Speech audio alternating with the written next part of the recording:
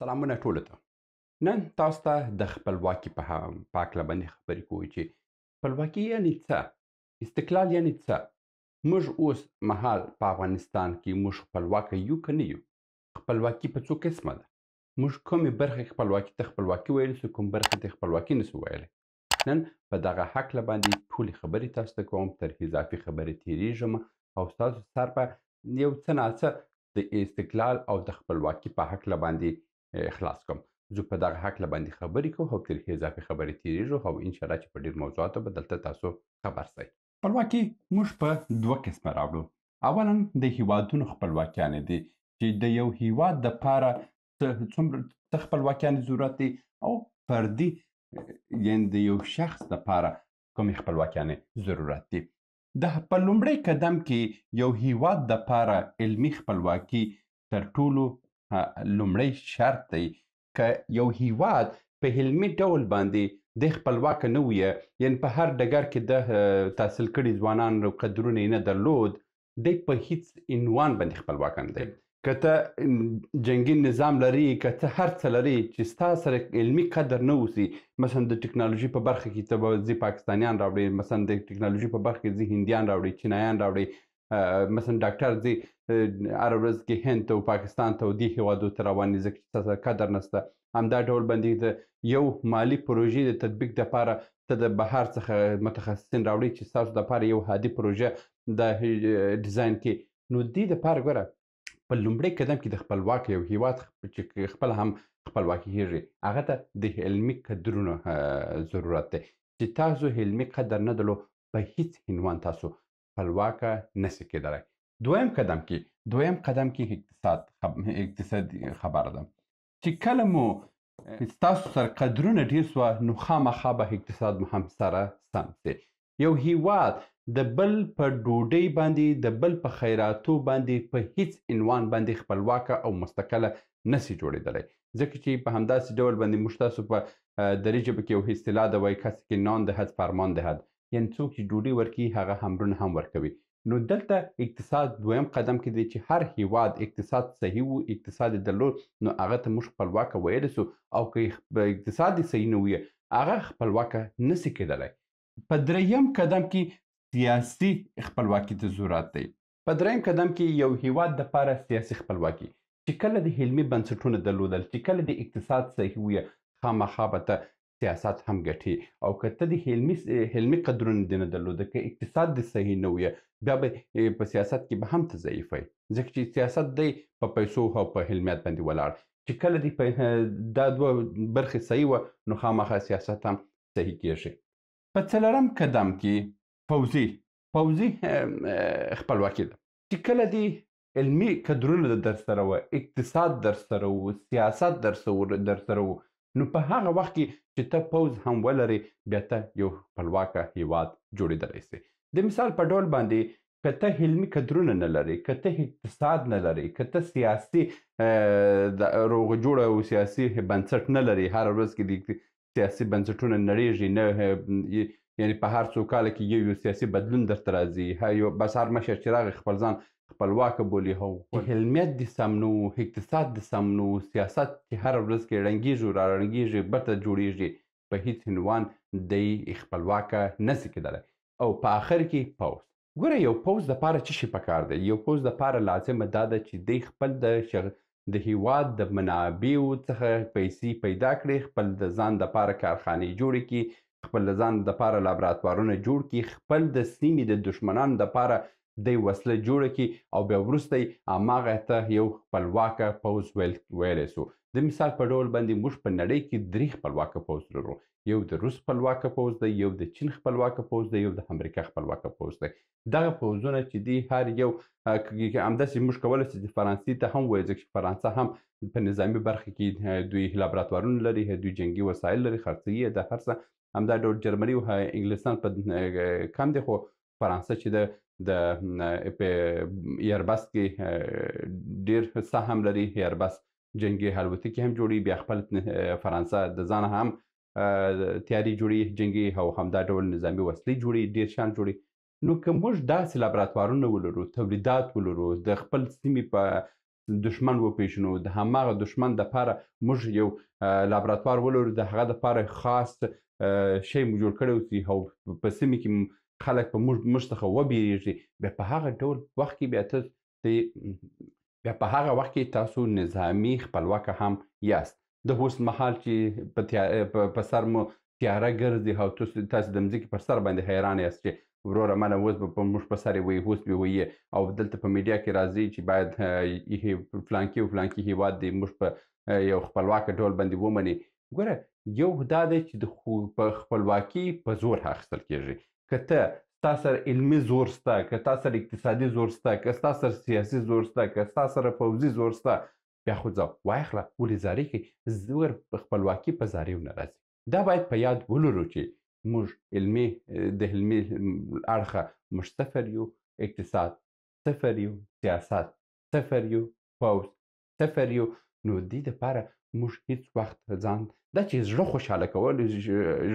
خوشحاله کوو چې موږ خپلواک وو، یو وخت موږ خپلواک وو، یو وخت موږ قوت و چې موږ پر آسیا باندې حکمراني کوله، موږ یو امپراتوري درلودل. هغسې وخت کې موږ کولی سول چې موږ ویلی وای چې موږ یو خپلواکه هېواد یو، زموږ ټول توپونه تولید زموږ خپله ویې، زموږ وسلې زموږ تولید خپله ویې، زموږ ډوډۍ مو، زموږ هر څه چې وو هغه زموږ خپل تولیدات وو او موږ خپله مصرفول، او په نورو هېوادو باندې هم موږ مدیریت کولو. مګر نن چې په همدې حالت کې یو، په دې حالت کې که ته ځان ته خپلواک وایې، بیا خو آفرین دې ته ستا په جرات دی چې ته په دغسې حالت کې هم ځان ته خپلواک وایې. بیا که ځان خوشحاله کوي، موږ به هم ځان خوشحاله کړو. اوس راځو فردي خپلواکي ته.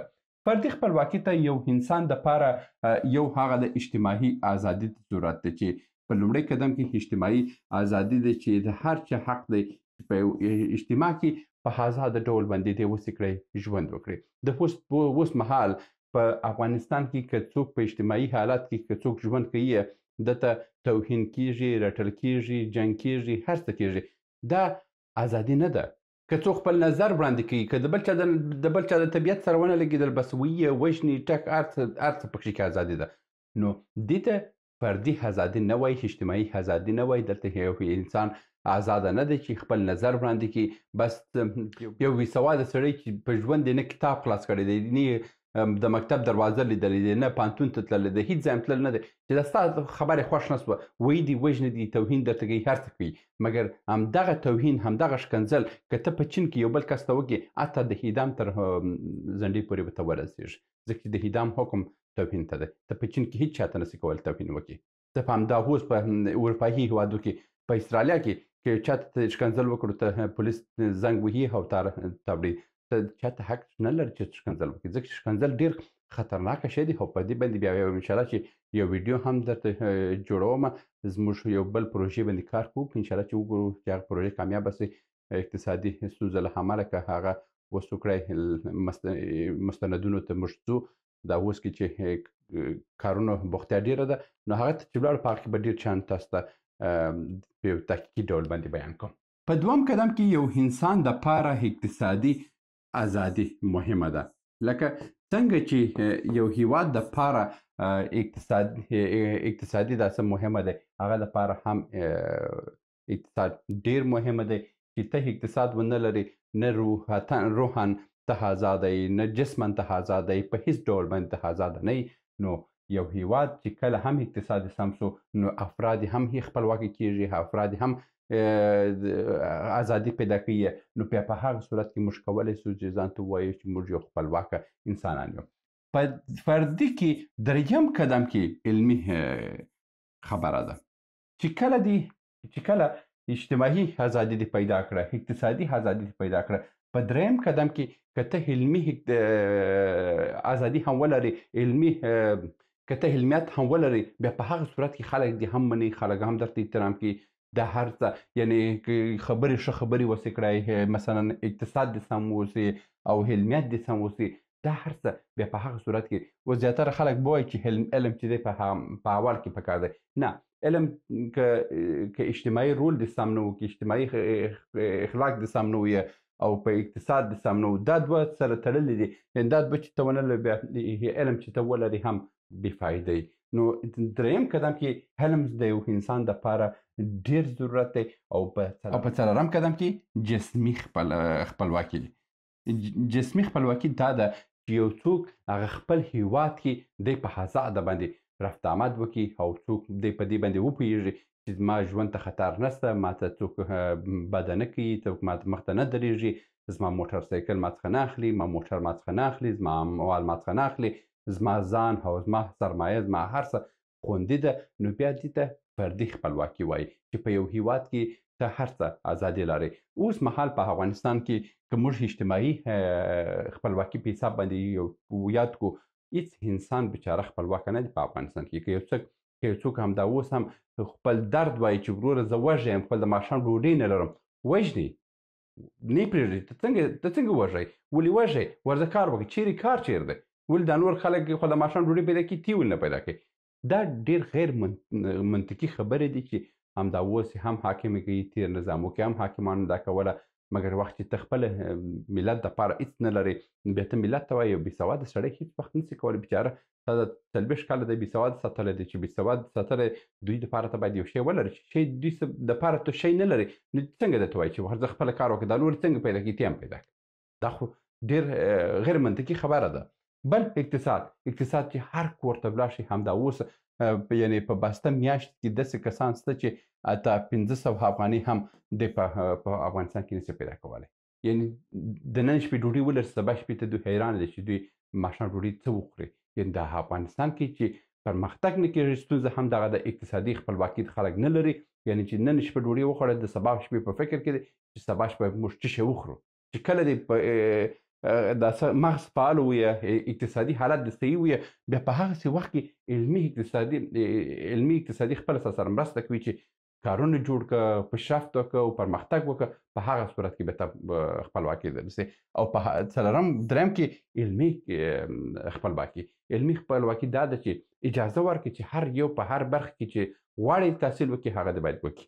اوس مهال مکتبونه دې بند کړي دي او اجازه نشته چې لکه شمالي کوریا چې څه چې حاکم وویلو هماغسې به تاسو کوئ. دا نه کېږي، دا نه خپلواکي ده، هېڅ شی نه دی. او په آخر کې جسمي وروره منه هره ورځ کتلونه کېږي، وی وروره د پخوانۍ دښمني وه چې دپاره حکومت محکمه باید ولري، هر څه باید ولري. نو دې دپاره که په دغسې یو حالت کې موږ ځان ته خپلواک وایو، موږ خپل زړه ښه کوو. آفرین په هغه کس چې اوس چې دی اوس په دغسې حالت کې دی خپل ځان ته خپلواک وایي او دی خپل ځان سره یو غرور د اقتصاد د خپلواکي لري. نو په دغسې یو حالت کې د دې جرأت ته زه آفرین ورکوم چې آفرین دغه رقم چې ته خپل ځان ته خپلواک وایي. مګر موږ په اصل کې د دغه شیانو د نشتون له امله موږ هېڅ وخت خپلواکه نسو کېدلی. هغه وخت خپلواک کېدلی څو چې ته علمي قدرونه ولرئ، ته اقتصاد ولرئ، سیاست ولرئ او پسې پوځ ولرئ. دا څلور که در سره نه وه، اضافي خبرې په سیمه کې مه کوه، په هر ځای مه کوه. همدا چې صحیح دی، په منطقي کې موږ هر څه وایو هغه بېله خبره دی. مګر اوس په 5م شی هم هر اضافه شوی دی په هېوادونو کې، ټکنالوژي چې ده همدا اوس په ټوله نړۍ کې ټکنالوژي یو بل قدرت جوړ شوی دی. چین مکمل ځان ته د ګوګل په شانتې سرچ انجن لري، فیسبوک غوندې شی لري، واتساپ غوندې ویچاټ لري، ډېر شی چې په نور نړۍ لري، امریکا لري او چیني هم لري. همدا ډول روسیه څو موده وړاندې ځان ته د رونېټ په نامه باندې بسته بله شبکه یې جوړه کړه چې موږ بیخي د نړیوال انټرنټ څخه جدا کېږو، موږ ځان ته یو داسې شبکه جوړوو. نو نن سبا ټکنالوژي ډېر مهمه ده. لکه څنګه چې څو شپې وړاندې فیسبوک، واتساپ او انستاګرام په یوه جوړکي کې ټوله ختم سوه. یعنې که دا یو در باندې ختم یې کړه، دا اوس شمالي کوریا د نړیوال لینک څخه وتلی دی، هلته هېڅ نشته چې پر تا باندې هم کته کړه، ته هېڅ نشته کولی. نو دته موږ خپلواکي نسو ویلی. همدا اوس هند چې دی، اروپا چې ده، استرالیا چې ده، دا ټول د امریکا د ټکنالوژي څخه استفاده کوي. ټلیفون د ده دی، انټرنټ د ده دی، یوټیوب د ده دی، ګوګل د ده دی، فیسبوک د ده دی، یاهو د ده دی، هر څه د ده دی. مګر د نور هېوادونو استعمالوي یې، خو چې یو ورځ دې هم ورباندې کته کړه، بله د هغه هېواد اقتصاد در په دره دی. نو چین چې خپل ځان یې خپلواک جوړ کړی دی، هم یې ټکنالوژي کې خپلواک کړی دی، هم یې په پوځ کې کړی، هم یې په سیاست کې کړی، هم په اقتصاد کړی، هم یې په علمیت کې کړی. په هماغه علمیت و چې دا نور څلور برخې چین ځان ته جوړ کړه. هماغه علمیت و چې دا څلور برخې روسانو ځان ته جوړ کړه. هماغه علمیت و چې دا څلور برخې امریکایانو ځان ته جوړ کړه، اوس په ټول نړۍ باندې حکومت کوي. نو د دې دپاره چې ځان خپلواکه کوي، اصلي خپلواکي پیدا کړئ. دا شعاري خپلواکیانې پرېږدئ او خپل وخت په دې باندې مه ضایع کوئ او ولاړ شئ ځوان ته ژوند جوړ کړئ، علمیت پیدا کړئ، قدرونه وروزئ او خپل وطن په هغه وخت کې بیا تاسو خپلواکه ګڼلی شئ. دا چې په سیمې کې هر څه هېوادونه دي بې له چینه، دا چې وایي چې موږ خپلواک یو، دوی خپلواک نسي کېدلی. که ایران هم یاد کړو، ایران هم خپلواکه نه دی، ځکه چې د هغه سره هم علمي کدرونه نشته. دا اوس دا ټوله نظامي مواد چې دی جوړوي، دا ټول چینایان ورته جوړوي، همدا ټول روسان ورته جوړوي. د ټکنالوژي د دغه دوه هېوادو په انټرنټ کې سرچ کړئ چې څومره ټکنالوژیانې چینایانو او روسانو ایران ته ورکړي دي. همدا اوس خو بیا هم په سیمې کې تر موږ بهتره دی، په سیمې کې بهتره دی او خپلواکه نسو ویلی. او بیا یې خپلواکه ځکه چې ویلی سو، هغه دی چې په ټکنالوژي کې دی اوس هم ځان ته ډېر شبکې جوړې کړي دي، ډېر شیان یې ځان ته جوړ کړي دي. همدا اوس دوی غواړي چې د نړیوال انټرنټ څخه ځان وباسي. د یوټیوب غوندې شی ځان ته جوړ کړی دی، د واتساپ غوندې شی جوړ کړی دی، ډېر پلټفارمونه دوی هم ځانو ته جوړ کړي دي. نو موږ هم که دغسې علمي کدرونه ځان ته ولرو، بیا موږ کولی شو چې په آینده کې ځان خپلواکه کړو. دا و د نن ورځې ویډیو. تر بیا مو په الله سپارم. مننه.